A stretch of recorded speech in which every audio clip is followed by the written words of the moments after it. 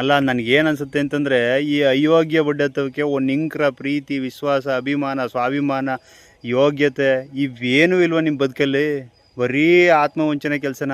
ಜನ ನಿಮ್ಮನ್ನು ನಂಬಿ ಲಕ್ಷಾಂತರ ಕೋಟ್ಯಾಂತರ ಓಟ್ಗಳು ಹಾಕಿರ್ತಾರೆ, ನೀವೇನೋ ಬಂದು ಕಿತ್ತಾಕ್ತೀರಿ, ಜನಕ್ಕೋಸ್ಕರ ರೋಡ್ ಮಾಡ್ತೀರಿ, ಚರಂಡಿ ಮಾಡ್ತೀರಿ, ನೀರು ಕೊಡ್ತೀರಿ, ಕರೆಂಟ್ ಕೊಡ್ತೀರಿ, ಅವ್ರ ಮಕ್ಳಿಗೆ ಒಳ್ಳೆ ವಿದ್ಯಾಭ್ಯಾಸ ಆರೋಗ್ಯ ಜೊತೆಗೆ ಕೆಲಸಗಳು ಕೊಡಿಸ್ತೀರಿ, ಉದ್ಯೋಗ ಅವಕಾಶ ಸೃಷ್ಟಿ ಮಾಡ್ತೀರಿ, ಅಥವಾ ಏನು ಅವ್ರ ಬದುಕನ್ನ ಬಂಗಾರ ಮಾಡಿಬಿಡ್ತೀರಿ ಅಂತ ಅಂದ್ಬಿಟ್ಟು ಅನ್ನೋದಕ್ಕೋಸ್ಕರ ನಿಮ್ಮನ್ನು ನಂಬಿ ಓಟ್ ಹಾಕಿರ್ತಾರೆ ಜನಗಳು.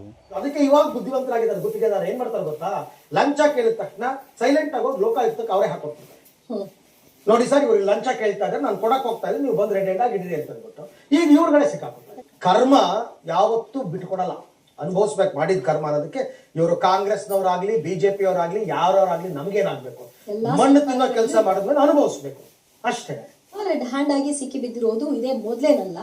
ಕೆಜಿಎಫ್ ಮಾಜಿ ಶಾಸಕ ವೈ ಸಂಪಂಗಿ ಅವರು ಜನವರಿ 2009 ಲೋಕಾಬಲೆಗೆ ಬಿದ್ದಿದ್ರು. ಭೂ ವಿವಾದ ಬಗೆಹರಿಸಲು 5 ಲಕ್ಷಕ್ಕೆ ಲಂಚ ಬೇಡಿಕೆ ಇಟ್ಟಿದ್ದ ಸಂಪಂಗಿ 4.5 ಲಕ್ಷ ಚೆಕ್ ಹಾಗೂ 50,000 ನಗದು ಹಣ ಪಡೆಯುವಾಗ ಮಧುಕರ್ ಶೆಟ್ಟಿ ನೇತೃತ್ವದ ಲೋಕ ದಾಳಿಯಲ್ಲಿ ತಗಲಾಕೊಂಡ್ರು.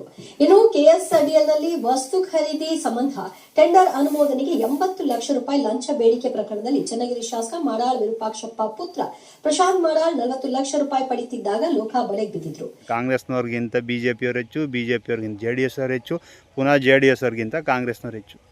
ಒಬ್ಬರಿಗಿಂತ ಒಬ್ರು ಒಳ್ಳೆ ಕೆಲಸ ಮಾಡೋದ ನೋಡೋಕೆ ಖುಷಿ ಜನಕ್ಕೆ ಹೊರತು ನೀವು ಒಬ್ರಿಗಿಂತ ಒಬ್ರು ಪೈಪೋಟಿ ಮೇಲೆ ನಿಂತ್ಕೊಂಡು ಲೋಬಿ ಕೆಲಸ ಮಾಡ್ತಿದ್ದೀರಲ್ಲ, ಏನು ನಿಮ್ಮ ಬದುಕು? ಗಾಳಿ ಚಳಿ ಮಳೆ ಬಿಸಿಲು ಅಂದನೆ ಪಾಪ ಅವರ ಸಂಸಾರ ಸಾಕೋಕ್ಕೆ ಬೆಳಗಿನ ಸಂಜೆವರೆಗೂ ದುಡ್ದು ಅದರಲ್ಲೂ ಒಂದು ಕಾಲು ಭಾಗ ಟ್ಯಾಕ್ಸ್ನೇ ಕಟ್ಟಿ ಅದರಲ್ಲೂ ನಿಮ್ದೊಂದು ಲೋಬಿ ಕೆಲಸ ಮಾಡ್ತೀರಿ. ವರ್ಷಕ್ಕಿಷ್ಟು ಟಾರ್ಗೆಟ್ ಬೇರೆ ಕೊಡ್ತೀರಿ ಒಂದು ಎಣ್ಣೆಗೆ, ಅದಕ್ಕೊಂದಷ್ಟು ದುಡ್ಡು ಸುರಿದು ಇನ್ನು ಸ್ವಂತ ಖರ್ಚು ಮನೆ ಖರ್ಚೆಲ್ಲ ನೋಡಿ ಅದರಲ್ಲ ವಿದ್ಯಾಭ್ಯಾಸ ಆರೋಗ್ಯ ಪ್ರತಿಯೊಂದನ್ನು ನೋಡ್ಕೊಂಡು ಟ್ಯಾಕ್ಸ್ ಕಟ್ಟಿರುವಂಥ ದುಡ್ಡನ್ನು ತಗೊಂಡೋಗಿ ನೀವು ಬಡ್ಡಿ ಮಕ್ಕಳಿಗೆ ಯಾವುದೋ ರಸ್ತೆಗೋ ಇನ್ನೊಂದಕ್ಕೋ ಬ್ರಿಡ್ಜ್ಗೋ ಕಾಮಗಾರಿಗೆ ದುಡ್ಡು ಹಾಕ್ಸ್ಬಿಟ್ಟು ಅದರಲ್ಲಿ ಇಂಜಿನಿಯರ್ಗಷ್ಟು MLAಗಳಷ್ಟು MP ಗಷ್ಟು ಸಚಿವರಿಗಷ್ಟು ಅಂತ ಕೊಟ್ಟರೆ ಎಲ್ಲಿ ಅಭಿವೃದ್ಧಿ ಕೆಲಸ ಆಯ್ತದೆ, ಎಲ್ಲಿ ಸಮಾಜ ಉದ್ಧಾರ ಆಯ್ತದೆ? ಕಾನೂನು ಎಲ್ಲಿ ಪಾಲನೆ ಮಾಡ್ತಿದ್ದೀರಿ? ಪ್ರಜಾಪ್ರಭುತ್ವ ವ್ಯವಸ್ಥೆ ಎಲ್ಲಿ ಉಳ್ಕೊಂಡಿದ್ದು? ಸಂವಿಧಾನಕ್ಕೆ ಎಲ್ಲಿ ಗೌರವ ಕೊಡ್ತಿದ್ದೀರಿ? ಟ್ಯಾಕ್ಸ್ ಕಟ್ಟುವಂಥ ಟ್ಯಾಕ್ಸ್ ಪೇಯರ್ಗೆ ಎಲ್ಲಿ ನ್ಯಾಯ ಒದಗಿಸ್ತಿದ್ದೀರಿ? ನಿಮ್ಗೆ ಏನಾರ ಬಂದಿರೋದು ಬಡ್ಡತ್ತವ್ಯ ದಾಡಿಗಳು, ಲಕ್ಷಾಂತರ ರೂಪಾಯಿ ಸಂಬಳ ಬರುತ್ತೆ, ಕಾರ್ ಕೊಟ್ಟವ್ರೆ, ಕೆಂಗಲ್ ಹನುಮಂತಯ್ಯವರು ಅವತ್ತೇ ಒಳ್ಳೆ ಬಂಗ್ಲೆ ಕಟ್ಟವ್ರೆ, ನೀವೆಲ್ಲ ಸುಖವಾಗಿದ್ದು ಜನನು ಸುಖವಾಗಿ ನೋಡ್ಕೊಳ್ಳಿ ಅಂತ. ಆದರೆ ನಿಮಗೆ ರೋಗ ಬಂದದಲ್ಲ, ಬರೀ ದುಡ್ಡನ್ನೇ ತಿನ್ಬಿಡ್ತಿದಾರಿಯಾ, ಚಿನ್ನ ತಿಂದಾರಿಯಾ, ಇಲ್ಲ ಆಸ್ತಿ ನುಂಗ್ತಿದಾರಿಯಾ? ಒಬ್ರಿಗಿಂತ ಒಬ್ರು ತುಕಾಲಿ ಕೆಲಸನೇ ಮಾಡ್ತಿದಾರಿ ಹೊರತು ನಿಮ್ಗಾಗಲಿ ಮನೆಗಾಗಲಿ ಸಮಾಜಕ್ಕಾಗಲಿ ಗೌರವ ತರುವಂಥ ಕೆಲಸ ಮಾಡ್ತಿದಾರಿಯಾ? ಅಲ್ಲ, ನಿಮ್ಮ ಹೆಂಡತಿ ಮಕ್ಳಿಗೆ ಸೀರೆ ಬಟ್ಟೆ ತಗೊಡೋಕೆ ಹಿಂಗೆಲ್ಲ ಮಾಡ್ಬೇಕಾ? ನಿಮ್ಮ ಬದುಕು ಶ್ರಮಿಕರು ಯಾಕಡ ಹೊಡೀತು, ಏನೂ ಮಾಡೋಕ್ಕಾಗಲ್ಲ.